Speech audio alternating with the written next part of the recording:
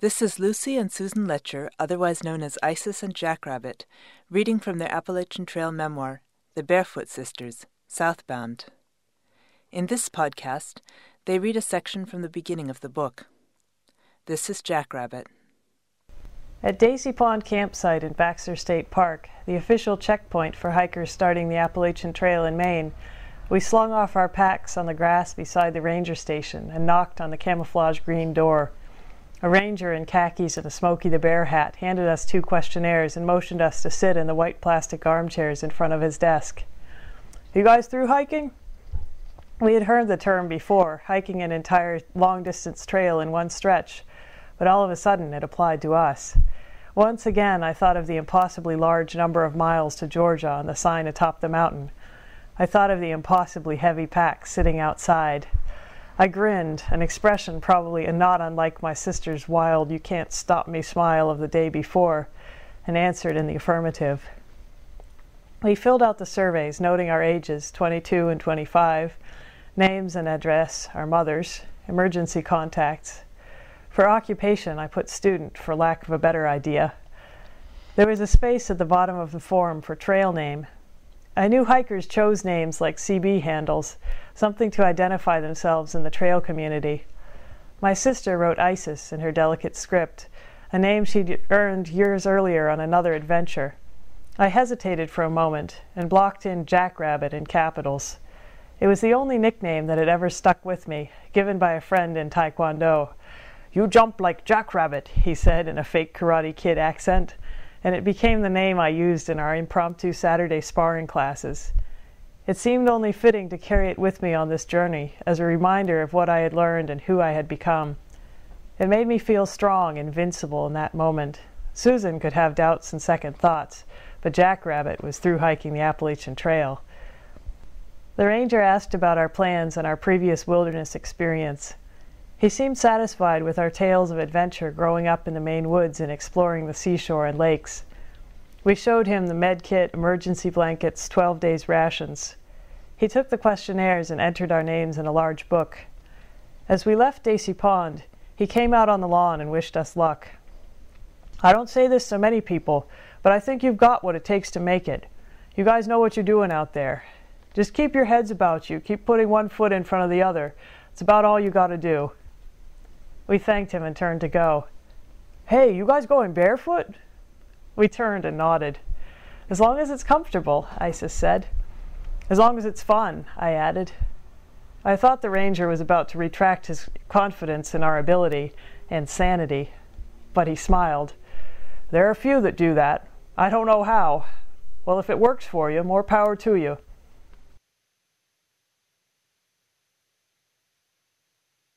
This is Isis.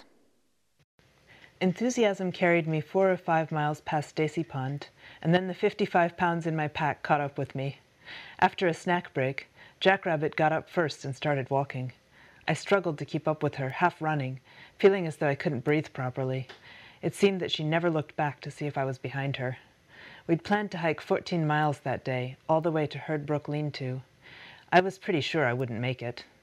I imagined my sister setting up camp, beginning to worry, while I staggered along in the darkness, miles behind her.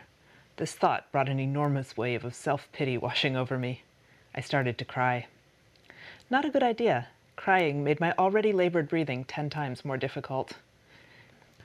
At the turn of the trail ahead of me, Jackrabbit had stopped to talk with 2 hikers. I hurried to catch up, to tell her that I wouldn't make it as far as Herd Brook and wanted to stay at Aball Bridge Campground, some 4 miles closer. The men she was talking to turned out to be northbounders, through hikers who had started in Georgia, now nearly finished with their 2,160-mile journey. Thin, sun-browned, and wind-burned, one heavily bearded and one with about 5 days' worth of stubble, they carried packs that seemed hardly big enough to fit one decent picnic. Their glances flickered past us toward Katahdin as they spoke. I asked them how far to Aball Bridge Campground.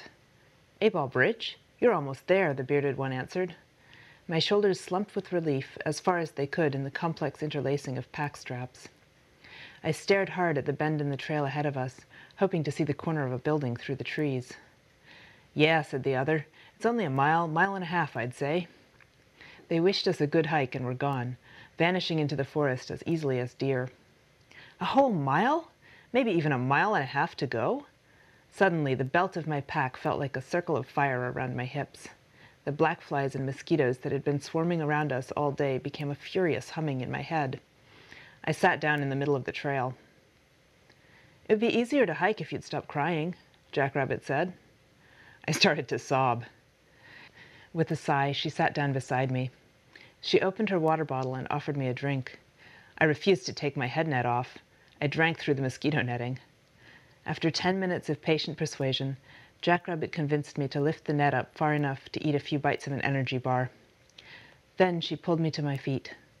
The last mile to A-Ball Bridge was just as slow and painful as I expected it to be, but one step at a time I made it. Jackrabbit walked beside me all the way. Taking a shower at the campground that night, I discovered dark bruises as big as the palms of my hands, one over each of my hip bones, and a wide swath of rash across the small of my back. There were sores on my shoulders, and the tops of my hands and feet were so thoroughly stippled with mosquito bites that they felt like the skin of cucumbers. Strangely, this physical evidence of the pain I'd been feeling encouraged me. "So I'm not such a wimp as I thought I was this afternoon," I said to myself. "All these bruises and I still made it this far. Maybe I will get to Georgia." It was 3 full days before I was able to take my mind off my pack weight, but I did keep going. As I walked, I ran through an inventory of all the food and gear I was carrying, telling myself the usefulness of each item in turn. When this didn't help, I went over all the food I'd eaten so far. 1/2 pound of oatmeal, 1/4 pound of peanuts, an energy bar, and some couscous. My pack must be a whole pound lighter than yesterday, I thought. As a last resort, I let my mind dwell on the pound of dark chocolate I had stashed away in the bottom of my food bag. Whatever else I had to lug along with it, there was at least 1 pound that was worth the effort.